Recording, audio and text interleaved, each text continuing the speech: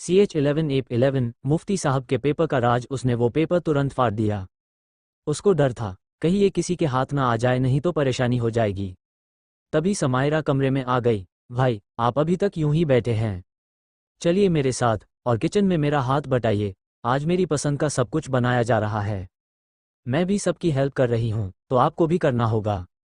हाँ बिल्कुल मेरी डॉल। आदिल समायरा के साथ किचन में चला गया। फिर उसने काम करने के साथ साथ पूछा, शोएब ने तुमको क्या बर्थडे गिफ्ट दिया? भाई उसने मुझे एक बहुत ही प्यारी सी ड्रेस गिफ्ट की है जो मैं आज पहनूंगी। मुझे पता है वो मुझे बहुत चाहता है लेकिन परेशान करता रहता है। और आपकी दी हुई रिस्ट वॉच भी काफ़ी खूबसूरत है, वो लिमिटेड कलेक्शन वॉच है, मुझे अच्छी लगी। आदिल ने अंडे फेंटते हुए उससे सारी बातें पूछ डाली। उसके कौन कौन फ्रेंड्स आ रहे हैं, उसने मेकअप आर्टिस्ट को कितने बजे बुलाया है। सामेरा भी सारी बातें अपने भाई को बड़े प्यार से बताती चली जा रही थी। एक सर्वेंट ने आकर कहा, सर बाहर डेकोरेशन वाले आ गए हैं। हाँ ठीक है, तुम उनको जाकर सब कुछ समझा दो, आदिल ने उससे कहा। कैटरिंग वाले भी आकर अपने काम में पहले ही लग चुके थे। शोएब भी किचन में आ गया। समायरा ने धीरे से कहा, भाई इसने अपनी क्रश को भी बुलाया है लेकिन वो इसको ज़्यादा लाइन नहीं देती। दोनों भाई बहन शोएब को देखकर हंसने लगे। शोएब ने कहा, तुम लोग मेरी बुराई ही कर रहे होगे, मुझे पता है ये आपकी चमची आपको सब बता देती है। तो शोएब का गुस्सा देखकर दोनों ठहाके के साथ हंसने लगे। टाइम बीतता गया और शाम आ गई। पार्टी की सारी तैयारी हो चुकी थी। समायरा की पसंद का केक भी आ चुका था। लॉन काफ़ी खूबसूरती के साथ सज गया था।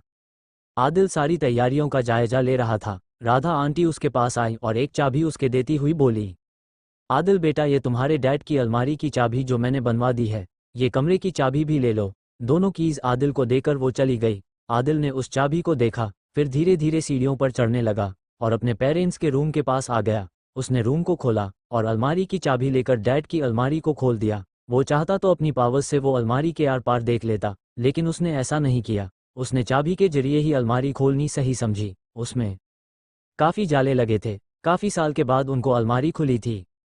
काफ़ी धूल भी थी। आदिल ने कुछ सामान इधर उधर किए, उसके डैड का सामान सब रख हुआ था। तभी उसकी नज़र एक फाइल पर गई जिसमें कुछ अरबी में लिखा था। उसने वो फाइल उठाई और उस पर जमी हुई धूल को साफ करने लग गया।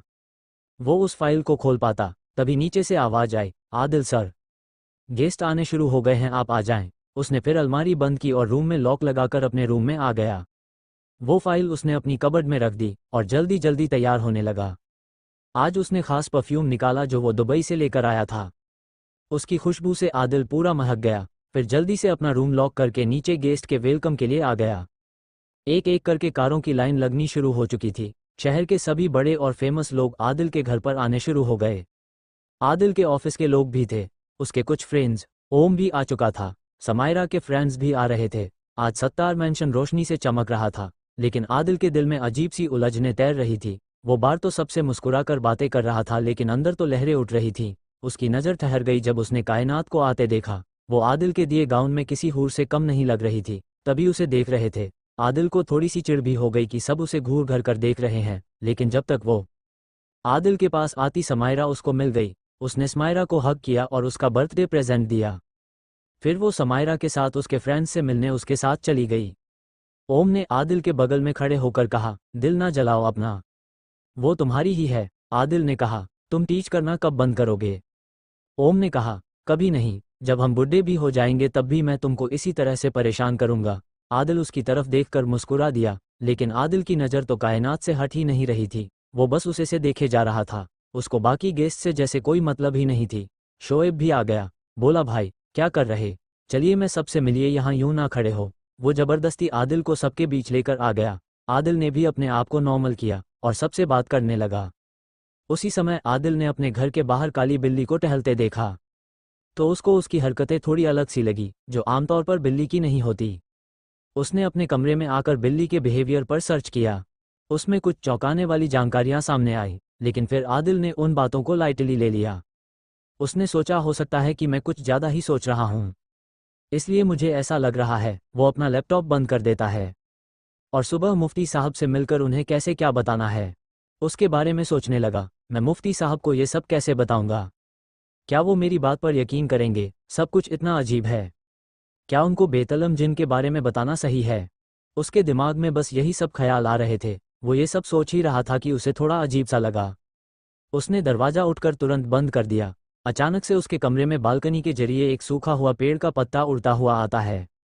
आदिल उसे दिखते ही थोड़ा अलर्ट हो जाता है, लेकिन वो पत्ता अचानक से अपने आप जल उठता है और आग की लपटों से वहां पर कुछ लिखकर आ जाता है, लेकिन वो लैंग्वेज आदिल को समझ में नहीं आती। वो ना अरबी लैंग्वेज थी ना ही कोई नॉन लैंग्वेज। थोड़ी ही देर में वो आग की लपटें अपने आप ही बुझ जाती है, लेकिन वो क्या था आदिल को कुछ समझ में नहीं आया। अगर बेतलम जिन की तरफ से कोई खबर आती तो अरेबिक लैंग्वेज में होती है, और मुफ्ती साहब ने जब संदेश भेजा था तब वो उर्दू में था, लेकिन ये कौन सी भाषा थी? आदिल के सिर के ऊपर से निकल गई। लेकिन सबसे बड़ा सवाल कि ये भेजा किसने, कौन था इसको भेजने वाला, और क्यों भेजा, इसको भेजने का मकसद क्या था? आदिल के दिमाग में ये सारे सवाल घूमने लगे, लेकिन आदिल ने उस लिखावट को अपने दिमाग में कैद कर लिया था और ये लिखावट अपने गुलाम जिन से पूछने का सोचा। उसका गुलाम जिन 2 दिन से नजर नहीं आया था। आदिल ने जैसे ही उसे याद किया वो तुरंत उसके सामने आ गया। आदिल ने उससे पूछा, तुम कहाँ थे 2 दिन से? तो उसने कहा, मालिक मैं आपके आसपास ही हूँ और उसका पीछा कर रहा हूँ जो आपके पीछे है। आदिल ने हैरानी से पूछा, मेरे पीछे? कौन है मेरे पीछे? क्या पता लगाया तुमने अभी तक? उसने बताना शुरू किया, मालिक आपके पीछे भी एक जिन है, लेकिन वो जिन हमारी तरह नहीं है।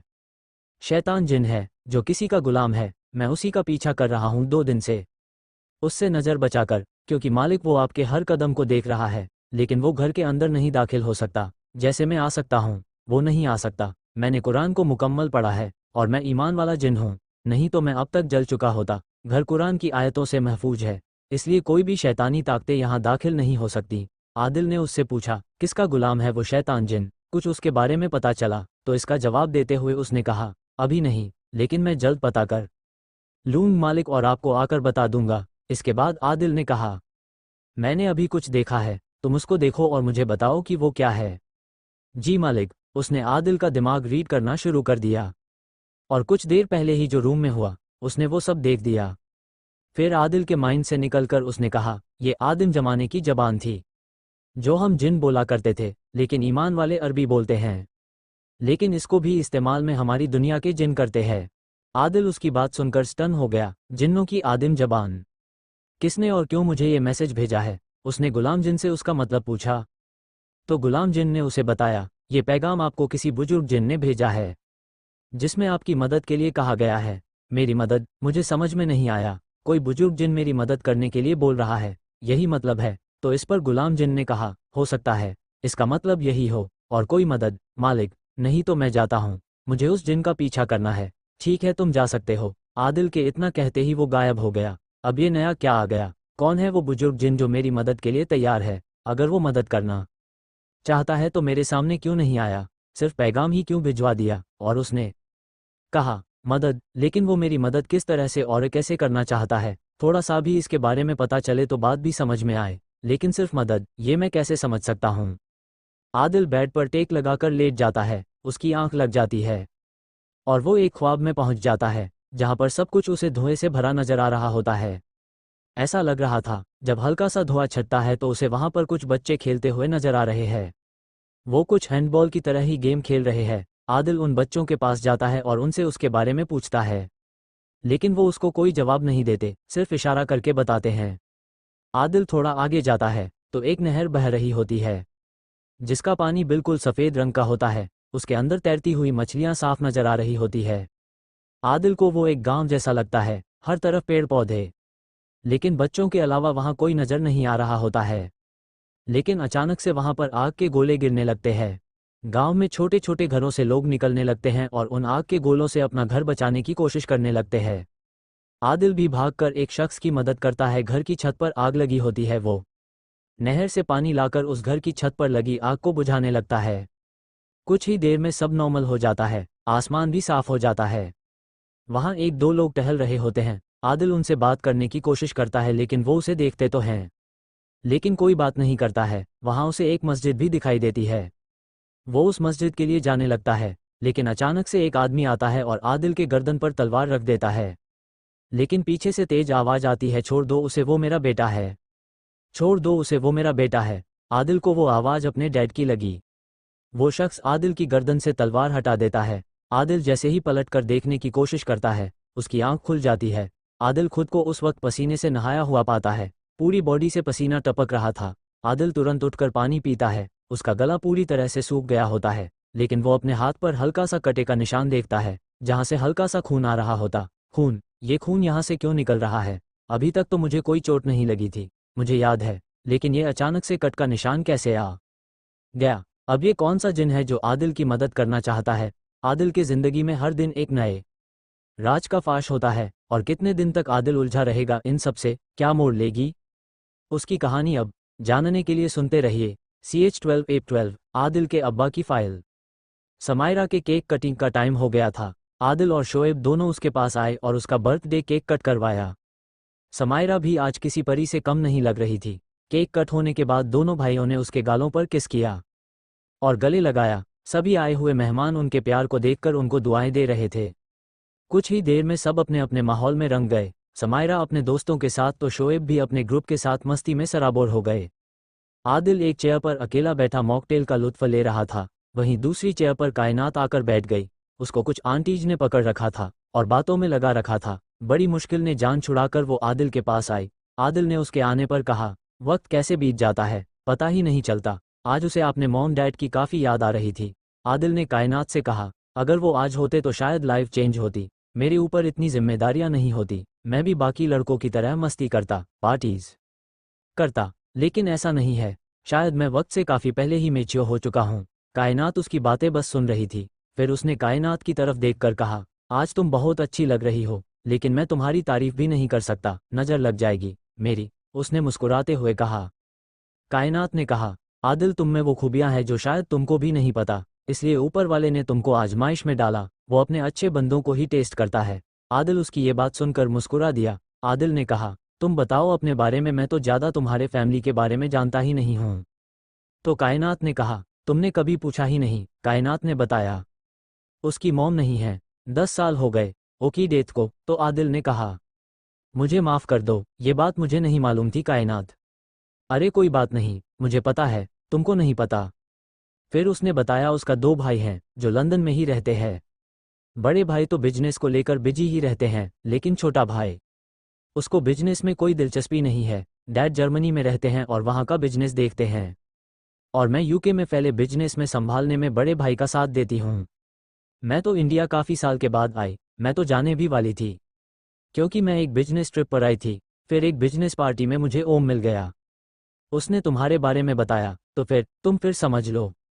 हम मैडम अंग्रेज है, आदिल ने टीच किया। तो कायनात ने मुस्कुरा कर कहा, हाँ ब्रिटिश पासपोर्ट है मेरे पास, गोरी मेम। दोनों फिर हंसने लगे। कायनात ने आदिल के बारे में पूछा। पहले तो सुमन को लेकर उसे टीच किया, लेकिन आदिल ने सुमन के बारे में उसको सब क्लियर करके बताया।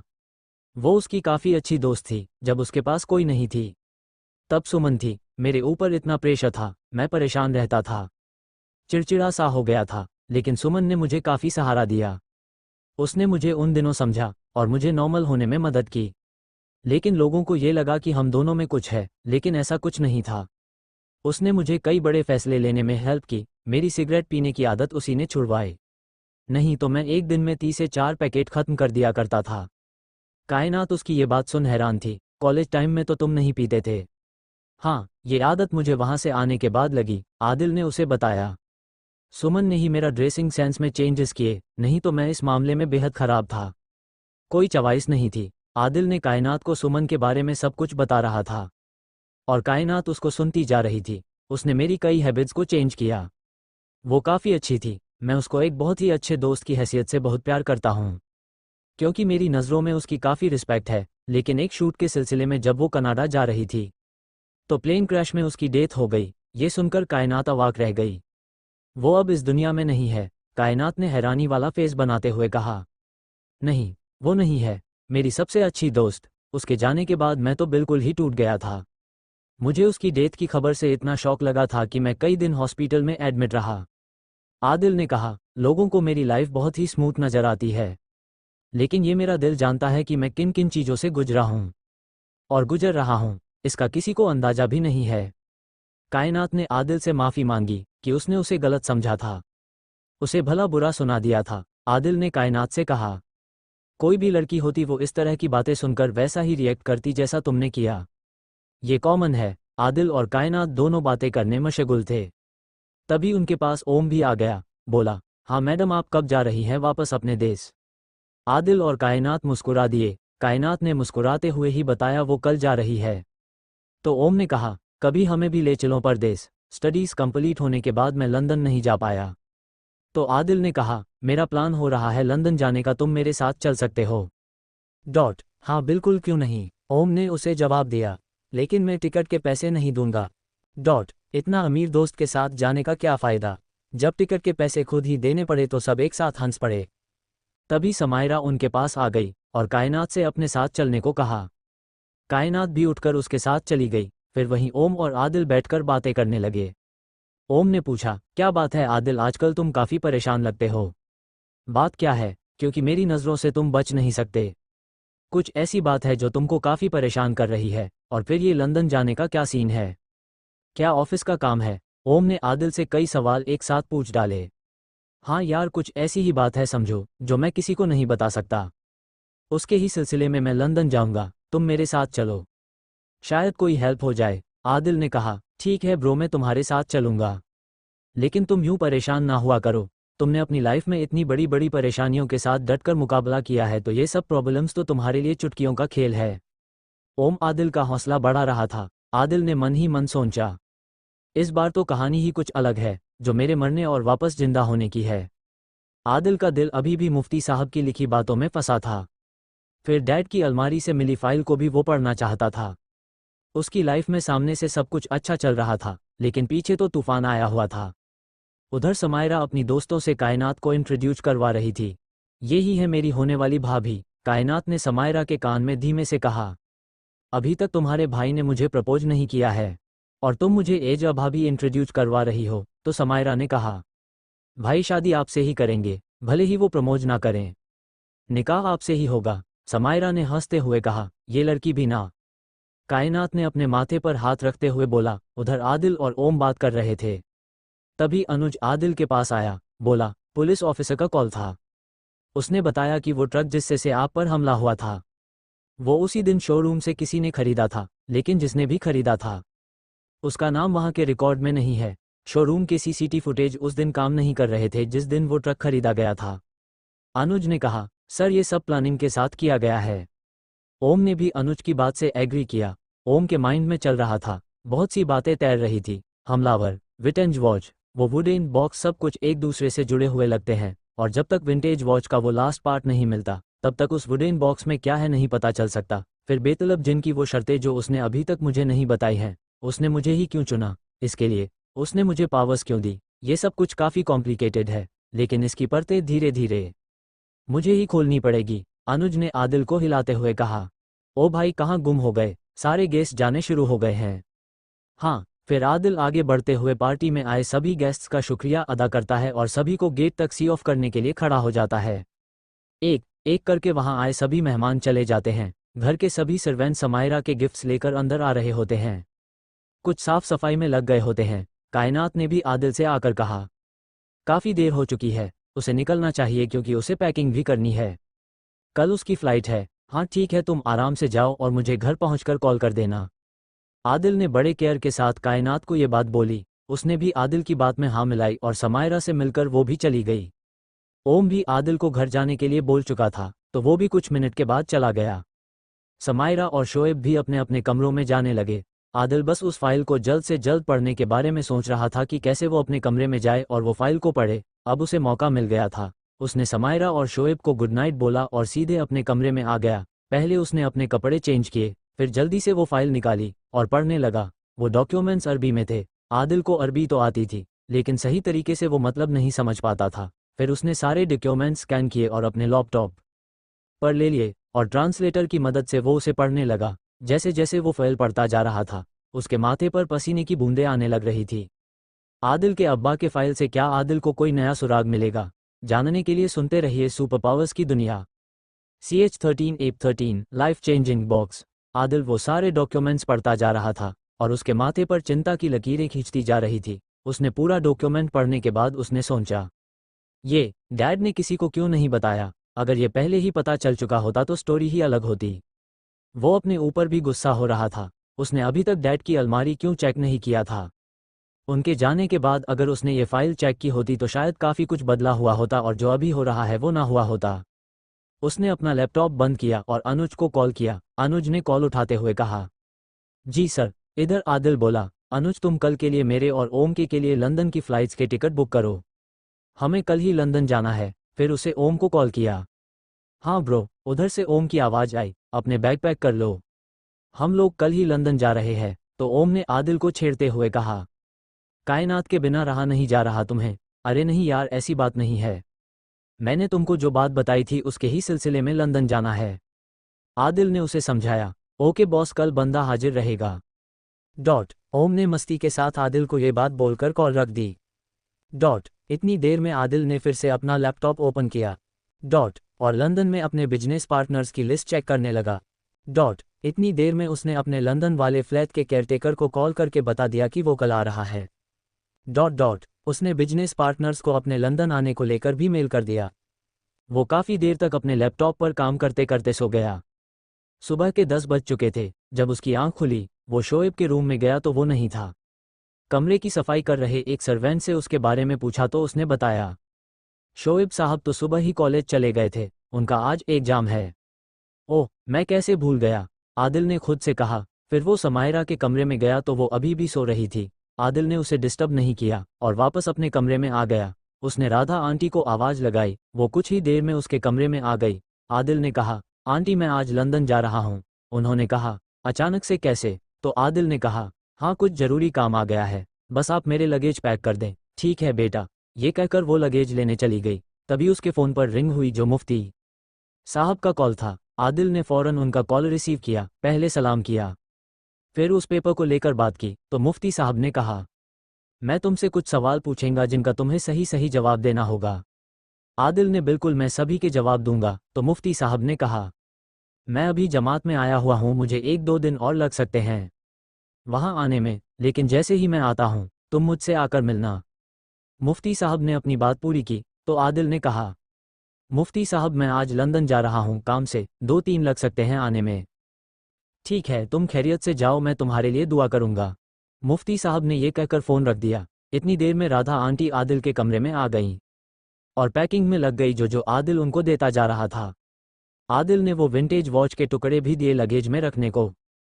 तो राधा आंटी ने कहा, बेटा इस टुकड़ों को वहाँ ले जाकर क्या करोगे? तो आदिल ने कहा, आंटी कुछ काम है, इसलिए ले जाना पड़ रहा है। तभी आदिल के दिमाग में कुछ आया और वो वुडन बॉक्स उठाकर कमरे में ले आया। इसके बारे में आप कुछ जानती हैं? ये मेरे स्टोर रूम में रखा था, कैसे आया मुझे पता नहीं, लेकिन काफ़ी टाइम से रखा हुआ था। किसने रखा? आपको कुछ मालूम है इसके बारे में? आदिल ने उन पर सवालों की बौछार कर दी। अरे रुको रुको, मैं बता रही। आदिल उनकी बात सुनकर हैरान था कि इस बॉक्स के बारे में राधा आंटी को मालूम है और उसने अभी क्यों नहीं उनसे पूछा। हाँ बताएं, आप क्या जानती है इसके बारे में? आदिल ने उनसे पूछा। ये बॉक्स तुम्हारे पिता को एक शख्स ने दिया था, ये लकड़ी का डिब्बा उसने ये बोलकर दिया था कि इससे उनको काफ़ी फ़ायदा होगा। ये किसी जिन से ताल्लुक़ रखता है। तुम्हारे पिता ने उस शख्स की काफ़ी मदद की थी, वो काफ़ी परेशान चल रहा था। उसने तुम्हारे पिता और हमारे मालिक से मदद मांगी थी और हमारे मालिक बहुत ही दयालु थे, सबकी मदद करते थे। लेकिन जब ये बॉक्स मिला तो उन्होंने इसे खोला नहीं। उनका कहना था, अगर मैंने इस बॉक्स को खोला और मेरा कुछ फ़ायदा हो गया तो मेरा ईमान इस बॉक्स पर हो जाएगा, इसलिए उन्होंने ये बॉक्स कभी नहीं खोला। तो ये बॉक्स कभी नहीं खुला? आदिल ने हैरानी से पूछा। हाँ कभी नहीं, राधा आंटी ने जवाब दिया। इसकी एक चाबी भी थी, वो कहाँ है ये नहीं पता, क्योंकि इसकी चाबी तुम्हारे पिता से किसी ने चुरा ली थी, क्योंकि ये बात सोसाइटी में फैल गई थी।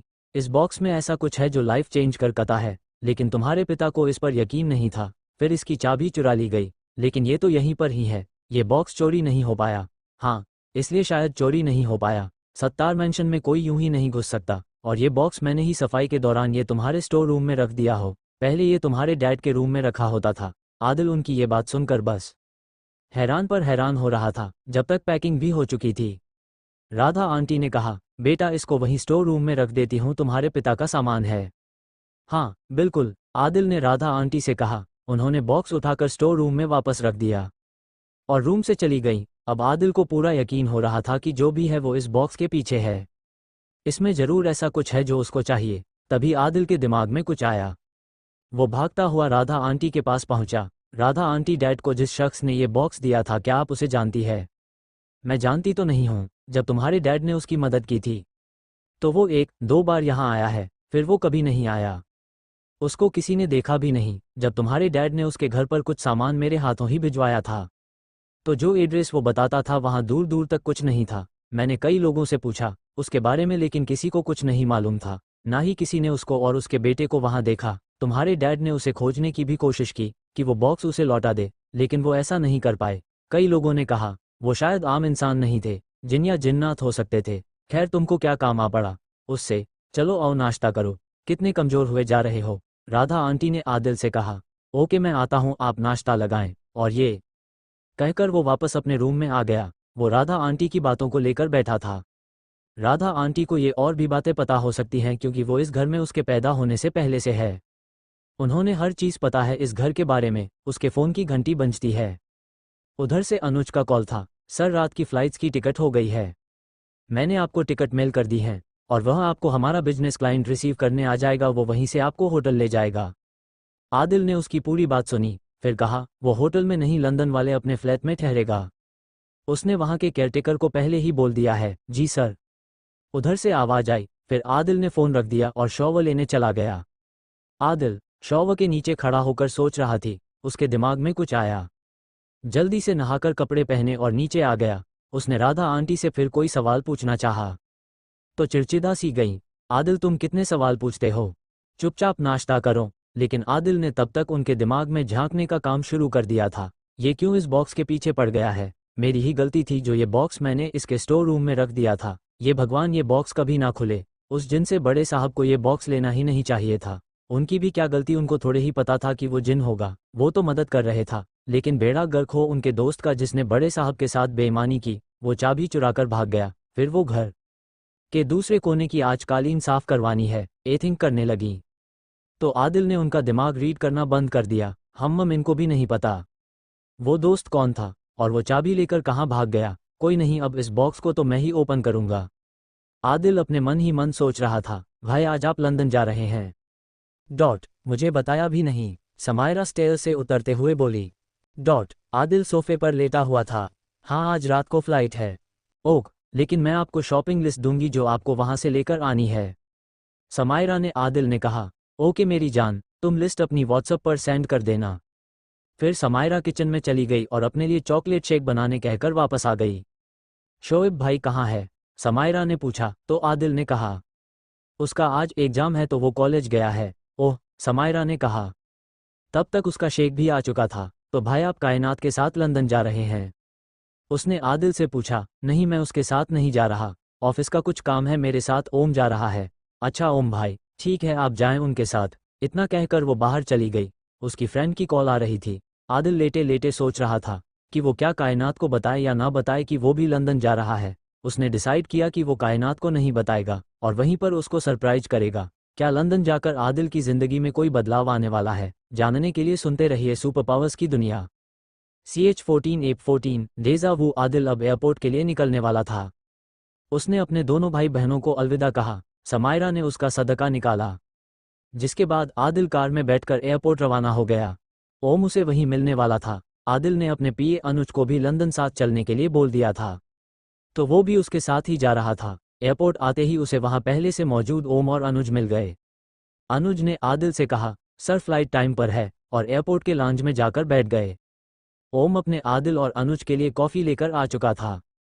तीन मिलकर बात ही कर रहे थे, तभी कायनात का कॉल आदिल के पास आ गया। आदिल ने अलग हटकर उससे बात की। उधर से आवाज आई, आदिल मैं फ्लाइट में हूँ, तुम्हारा वेट किया लेकिन तुम नहीं आए। आदिल ने बातें बनाते हुए कहा, कायनात कुछ जरूरी काम आ गया था, इस वजह से नहीं आ पाया। आदिल ने मन में सोचा, मेरे लंदन पहुंचने पर यह कितनी शॉक्ड हो जाएगी। वो अंदर ही अंदर हंस रहा था। अचानक से आदिल को इंट्यूशन हुई और उसकी आंखों के सामने एक सीन क्रिएट हो गया, जैसे उसके साथ पहले भी हो चुका है। उसे लंदन में एक घर दिखाई दिया। वहां एक कमरा विटेंट सामानों से सजा हुआ था। वहां पर वही हैट वाला शख्स मौजूद है और उसे घड़ी का वो चौथा हिस्सा मिल चुका है, और वो वहां पर किसी से बात कर रहा है। कुछ सेकंड में सब नॉर्मल हो जाता है। आदिल के हाथ में मोबाइल था और उधर से कायनात के hello hello Adil, are you there कहने की आवाज आ रही थी। आदिल ने जल्दी से उसका रिप्लाई, हाँ मैं यही हूँ। कुछ जमीन पर गिर गया था, बस उसी को उठा रहा था। ठीक है, तुम खैरियत से जाओ और वहां पहुंचकर मुझे कॉल जरूर करना। इतना कहकर आदिल ने फ़ोन रख दिया। आदिल ने फिर घड़ी में टाइम देखा और ओम और अनुज से कहा, चलो सिक्योरिटी चेक पॉइंट पर चलते हैं। दोनों ने एक साथ हामी भरी। चेक इन तो पहले ही सब करवा चुके थे। आदिल ने माइंड में बस यही चल रहा था कि अगर वो अपनी पावर से कुछ सेकंड के लिए वहां चला भी गया तो यहाँ गड़बड़ हो जाएगी। सिक्योरिटी कैमरे हर तरफ हैं, भीड़ भी बहुत है। फिर उसने अपनी पावर का यूज़ करने का ख्याल फिलहाल के लिए छोड़ दिया। सिक्योरिटी चेक हो चुका था और तीनों बोर्डिंग पास में दिए गेट नंबर पर जाकर बैठ गए। आदिल को एयरपोर्ट पर देर तक रहना बिल्कुल पसंद नहीं था। उसे लंबी फ्लाइट जर्नी भी पसंद नहीं था, वो अवॉइड करता था। लेकिन ऑफिस के जरूरी कामों और मीटिंग की वजह से उसे ये झेलना पड़ता था। ओम ने आदिल से बात करते हुए कहा, ब्रो ये बताओ तुम क्या कॉलेज भी चलोगे? आदिल ने सोचते हुए कहा, हाँ चल लेंगे, तुम साथ हो तो जरूर चलेंगे। नहीं तो पढ़ाई पूरी होने के बाद जितनी बार भी लंदन गया। कॉलेज नहीं गया, फिर डन है चलेंगे। ओम ने अनुज से भी कहा, तुम भी हमारे कॉलेज चलना, देखना वहाँ के जलवे। ओम ने मजाकिया लहजे में कहा, जी सर चलूंगा। अनुज से भी मुस्कुराकर जवाब दिया। वो थोड़ा डर भी रहा था क्योंकि पहली बार वो आदिल के साथ फॉरेन ट्रिप पर जा रहा था। थोड़ा एक्साइटेड भी था। अनुज ने एयरपोर्ट पर बैठे बैठे लंदन में घूमने की डेस्टिनेशन भी सर्च कर ली थी। उसे सोचा जब टाइम मिलेगा तो घूम लेगा। तभी अनाउंसमेंट हुई। सभी पैसेंजर्स उठकर लाइन में लग गए। अपना बोर्डिंग पास एयरलाइंस के स्टाफ को दिया।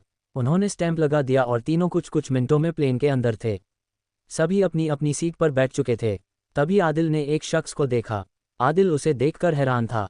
बेतलब जिन ने अपने गुलाम जिन को भी आदिल के पीछे भेजा था। वो आदिल की पीछे वाली सीट पर था। आदिल को यकीन नहीं हो रहा था।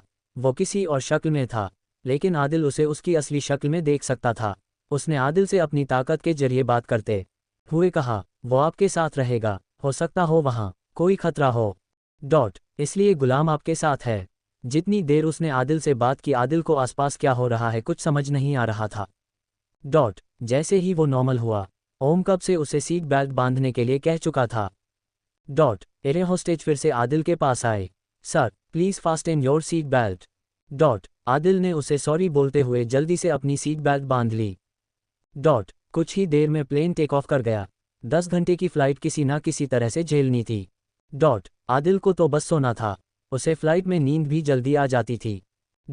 लेकिन ओम और अनुज तो फ्लाइट को पूरा एंजॉय करना चाहते थे। आदिल सो चुका, लेकिन अनुज खाने पीने में लगा था तो ओम को एयर होस्टेज से बात करने में मजा आ रहा था। आदिल बहुत ही गहरी नींद में सोया था। उसे कुछ खाया भी नहीं था।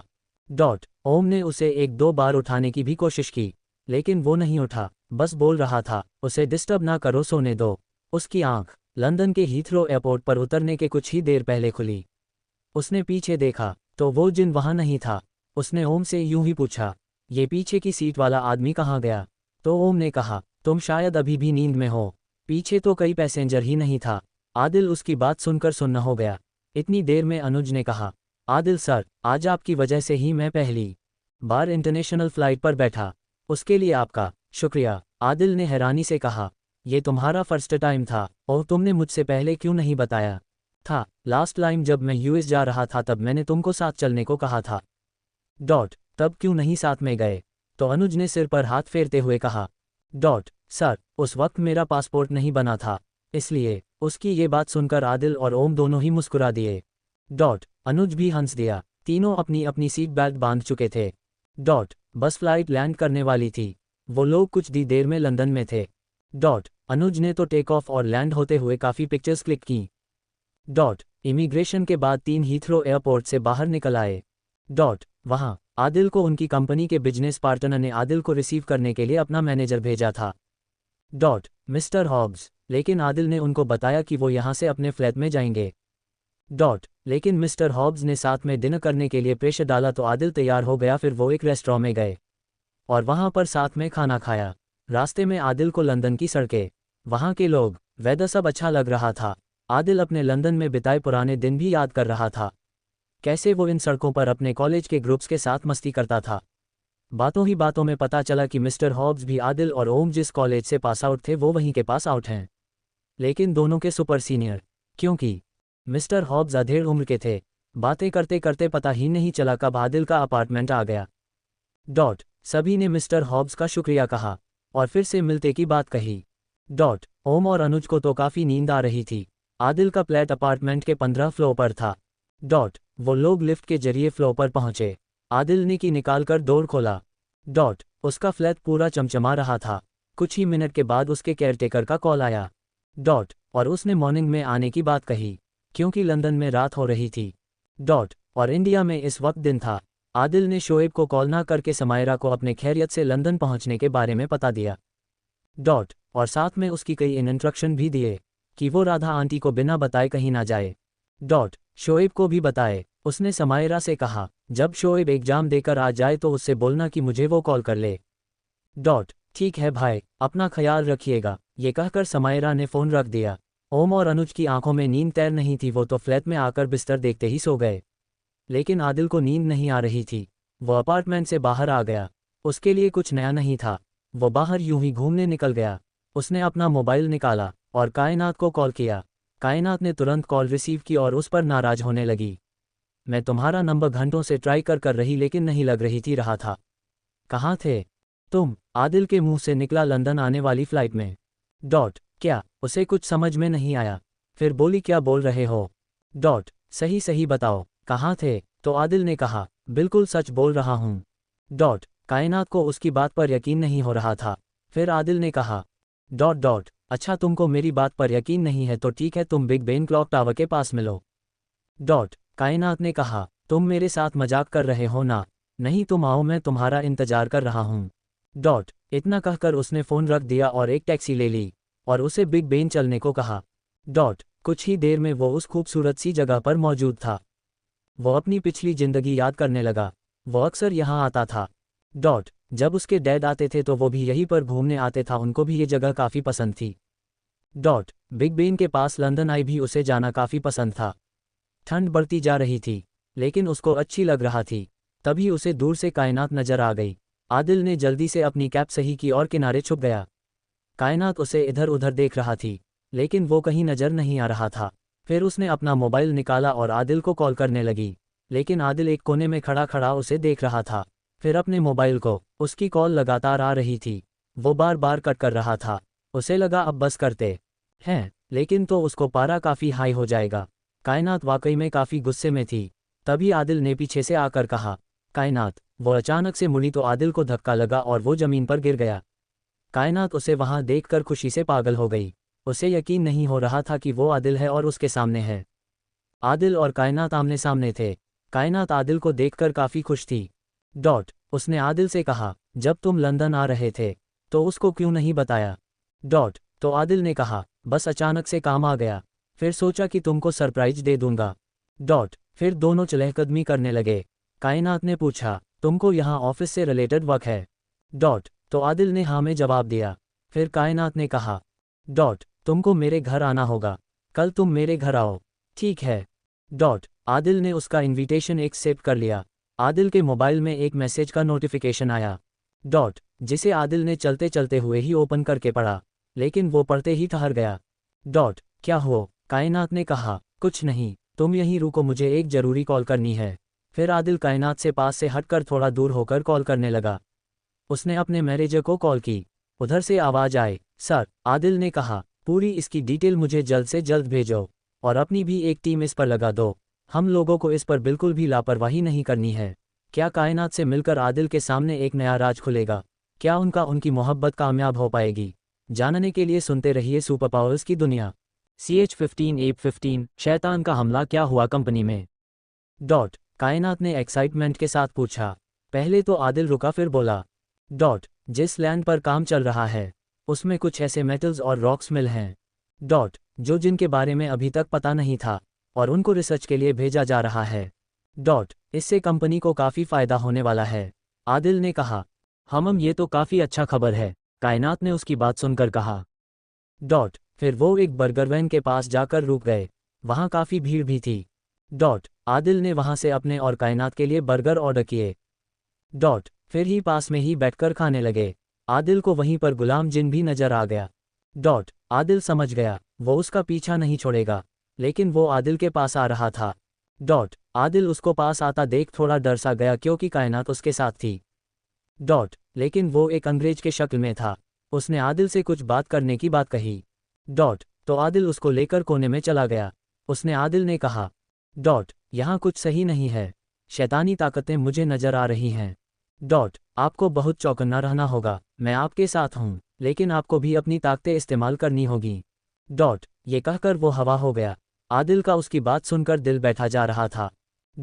उसे समझ नहीं आ रहा था, अब ये शैतान कहाँ से आ गया। क्यों उसका पीछा कर रहा है, क्या होने वाला है। आदिल कायनात के पास आया। उसने कहा, चलो मैं तुमको तुम्हारे घर छोड़ देता हूँ। तुमको अब घर जाना चाहिए। कायनात उसकी अचानक से ये बातें सुनकर हैरत में थी। लेकिन उसने कुछ नहीं कहा। नहीं, मैं चली जाऊंगी, इतना कहकर उसने अपने बर्गर की लास्ट बाइट खाए और पार्किंग के साइड जाने लगी।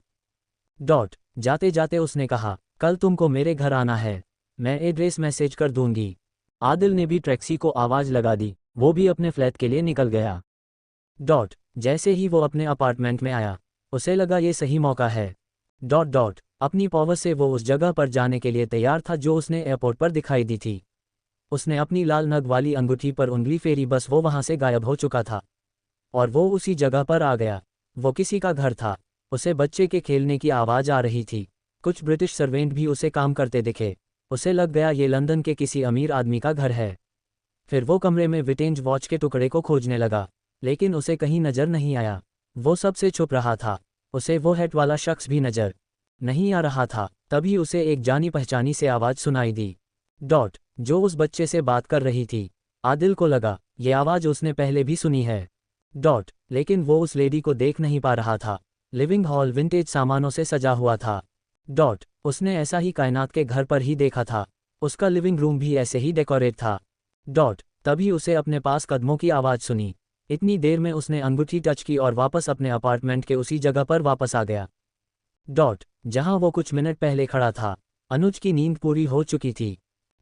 उसने आदिल को देखते ही कहा, सर आप कहाँ थे, मैं आपको ही देख रहा था। मैं बाहर गया, अभी जस्ट वापस आया, आदिल ने कहा। अच्छा सर। फिर अनुज किचन में चला गया और कॉफ़ी बनाकर ले आया। उसने एक कप आदिल की तरफ बढ़ा दिया। लेकिन आदिल इतनी गहरी सोच में था, उसे अनुज की आवाज़ सुनाई नहीं दे रही थी। अनुज ने आदिल के हाथ पर हाथ रखा। सर आपकी तबीयत तो ठीक है ना। उसके ऐसा करने से आदिल हरकत में आया। बोला, हाँ क्या हुआ सर, आपकी कॉफ़ी ठंडी हो रही है। अच्छा ओके, आदिल ने ये कहकर जल्दी से कप टेबल से उठा लिया।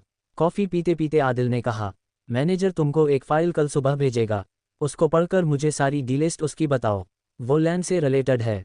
जी सर, जैसा आप कहे। ओम सो रहा है, आदिल ने पूछा। हाँ सर, वो तो काफ़ी गहरी नींद में है। अनुज से आदिल से बोला। कोई नहीं, उसको सोने देते हैं, तुमको भूख लगी होगी। कुछ खाना ऑर्डर कर लो, जो भी तुमको खाना हो, मैंने बाहर खा लिया था। जब तुम लोग सो रहे थे। जी सर, मैं ऑर्डर कर लेता हूँ। इतना कहकर वो वहाँ से चला गया, लेकिन आदिल को समझ नहीं आया वो आवाज़ किसकी थी, जो इतनी जानी पहचानी है। आदिल ने अपने आप को रिलैक्स करने के लिए टीवी खोला, और उसमें न्यूज़ चैनल लगा दिया। एक ब्रेकिंग सुनकर उसने अनुज को आवाज़ लगाई। वो तुरंत उसके पास आया। अनुज, ये हमारी कंपनी से रिलेटेड ब्रेकिंग है। वो लैंड प्रोजेक्ट को लेकर। ये न्यूज़ इनके पास कैसे आए। आदिल ने तुरंत कंपनी के कम्युनिकेशन ऑफिसर को कॉल किया। और न्यूज़ से रिलेटेड सवाल करने लगा। अननोन मटेरियल मिलने की बात इन तक कैसे पहुंची। आदिल के सवाल रुक नहीं रहे थे। कम्युनिकेशन ऑफिसर ने बताया, कुछ मिस्टेक्स की वजह से ऐसा हुआ है, लेकिन उसने न्यूज़ को रुकवाने के लिए चैनल को बोला है। आदिल ने कहा, मुझे आधे घंटे के अंदर ये न्यूज़ चैनल पर दिखनी नहीं चाहिए। जी सर, हम वहीं कर रहे हैं। उधर से आवाज़ आई। आदिल ने फ़ोन कट कर दिया और अनुज को लीगल टीम के हेड से पूरे मामले की जांच करने को बोलने को कहा। वो तुरंत अपने काम में लग गया। आदिल परेशान था। कुछ मिनट के बाद फ़ोन की घंटी बजी। आदिल ने कॉल रिसीव की। उसके कम्युनिकेशन ऑफिसर का कॉल था। सर, न्यूज़ को रुकवा दिया गया है। साथ ही आज से वहाँ पर सिक्योरिटी भी ज़्यादा करवा दी है। ठीक है, मैं 2 दिन में वापस आता हूँ, तब सब मैनेज करो। ये कहकर आदिल ने कॉल कट कर दी। लेकिन ये बात रुकने वाली नहीं थी। सोशल मीडिया पर ट्रेंडिंग हो गई थी। इस न्यूज़ को कंपनी का आईटी और कम्युनिकेशन डिपार्टमेंट हैंडल कर लेगा। इसलिए आदिल ने इसको ज़्यादा तवज्जो ना देकर वो उस आवाज़ के बारे में सोच रहा था, जो उसने उस घर में सुनी थी। आदिल ने अपने आप को रिलैक्स किया, लेकिन तभी उसके दिमाग में आया, मुझे बेतलम जिन ने एक नई पावर दी है, लेकिन वो क्या है, अभी तक तो वो मेरे सामने नहीं आए। आदिल को नींद आने लगी। उसने सोचा अभी वो सो जाता है। कल सुबह उठकर ही वो बाकी की चीज़ें देखेगा। लेकिन तब तक ओम उठ चुका था और वो अपनी गर्लफ्रेंड से फ़ोन पर बात कर रहा था। उसने आदि के पास आकर कहा, भाई क्या तुम सोने जा रहे हो? आदिल ने हाँ में सिर हिलाया। ठीक है, मैं तो बाहर जा रहा हूँ, मेरी नींद पूरी हो चुकी है, ओम ने आदिल को बताया। आदिल समझ चुका था, ये पब जाने की सोच रहा है। आदिल ने उसका माइंड रीड कर लिया था। ठीक, तुम जाओ, लेकिन सुबह तक आ जाना और ज़्यादा ड्रिंक मत करना। ओम आदिल की इस बात से सोच में पड़ गया कि इसे कैसे पता, लेकिन उसने इसको इग्नोर कर दिया और अपनी जैकेट सोफे से उठाए और बाहर अपार्टमेंट से बाहर निकल गया। आदिल की आंखों में नींद सवार थी और वो कुछ ही मिनटों में सो भी गया। उधर अनुज लीगल टीम के साथ बातें करके डॉक्यूमेंट्स तैयार करवा रहा था। वो कुछ पूछने आदिल के पास आया, लेकिन उसे सोता देखकर वो वापस चला गया। आदिल हल्की नींद में था, लेकिन उसको ऐसे लगा जैसे किसी ने उसे जकड़ लिया है। और वो उसका गला दबा रहा है। आदिल अपने हाथों से उसे छुड़ाने की कोशिश कर रहा है। चिल्लाने की भी कोशिश कर रहा है, लेकिन उसकी आवाज़ नहीं निकल रही है। अचानक से उसने देखा वो गुलाम जिन उसके कमरे में आ गया है और उसने झटके से आदिल को खींचा। फिर अचानक से क्या हुआ आदिल को समझ नहीं आया। पूरा कमरा आग की भट्टी जैसा हो रहा था। लेकिन कुछ ही सेकेंड में सब कुछ नॉर्मल हो गया। वो गुलाम जिन ने आकर आदिल से कहा, तुम्हारे ऊपर शैतान का हमला हुआ था, मैंने तुमसे चौकन्ना रहने के लिए कहा था। आदिल ने कहा, अब शैतान मेरे पीछे क्यों पड़ गया है? शैतान को कुछ ऐसा चाहिए जो तुम्हारे पास है। उसके आका ने उसे तुम्हारे ऊपर हमला करवाया था। शैतान का आका? आदिल ने उससे पूछा। हाँ, वो जिसका गुलाम है। ये शैतान एक बुरा जिन है, मैं तुम्हारे आसपास ही रहूंगा। ये कहकर वो धुआं हो गया। तभी अनुज आ गया। सर, आप जाग रहे हैं? अनुज ने आदिल से कहा। हाँ बताओ अनुज, तुमने खाना खाया? आदिल ने उससे सवाल किया। हाँ सर, मैंने तो कब का खा लिया है, बस एक डॉक्यूमेंट पर आपके सिग्नेचर चाहिए, फिर मैं स्कैन करके वो मेल कर देता हूँ। हाँ, पेपर लाओ। आदिल ने सिग्नेचर किया, फिर अनुज अपने काम में लग गया। लेकिन आदिल की नींद गायब हो चुकी थी, बस बैठा रहा और सोचता रहा। सुबह भी हो चुकी थी। दरवाजे पर डोर बेल बजी तो आदिल ने डोर खोला। उसकी अपार्टमेंट की मेड थी, जो एक इंडियन ही थी और लंदन में काम करती थी। जब भी आदिल लंदन आकर अपने अपार्टमेंट में रुकता था तो यही आकर खाना बनाती थी। उसने आदिल को गुड मॉर्निंग कहा और सीधे किचन में चली गई। उसने आदिल से कहा वो ऑमलेट और ब्रेड टोस्ट तैयार कर रही है। उसके बाद वो पराठे बना देगी। आदिल ने उसे ओके कहा। वो नाश्ता करके बाहर निकलने की सोच रहा था, तभी उसको मोबाइल रिंग करने लगा। कायनात की कॉल थी। उसने आदिल को लंच पर आने के लिए कॉल किया था। आदिल ने उससे कहा कि वो टाइम पर आ जाएगा। आदिल ने अनुज के पास जाकर कहा, तुम तैयार हो जाओ, नाश्ता करने के बाद बाहर जाना है। अनुज आदिल की बात सुनकर खुश हो गया। उसने कहा, मैंने डॉक्यूमेंट लीगल टीम को भेज दिया है। ठीक है, आओ ब्रेकफास्ट करते हैं। आदिल बोला, हाँ सर। फिर उन दोनों ने ब्रेकफास्ट किया और तैयार होकर निकल गए। दोनों लंदन की सड़कों पर थे। अनुज को तो काफ़ी मज़ा आ रहा था। आदिल ने पोर्टोबेलो रोड जाने के लिए टैक्सी की। वहाँ पर एंटीक सामान काफ़ी मिलते थे। आदिल वहाँ किसी वजह से जा रहा था। लेकिन अनुज के तो मजे थे। थोड़ी ही देर में वो लोग वहाँ थे। आदिल ने अनुज से एक प्लेस पर खड़े होकर कहा, तुम 1 घंटे में मुझे यही मिलो। मुझे थोड़ा काम है। ठीक है सर, मैं ढूंढ लेता हूँ। इतना कहकर आदिल वहाँ से चला गया। उसके दिमाग में वो एंटीक घड़ी के टुकड़े थे। उसने सोचा शायद यहाँ कुछ हिंट मिल जाए। वो एक बड़ी एंटीक शॉप पर गया।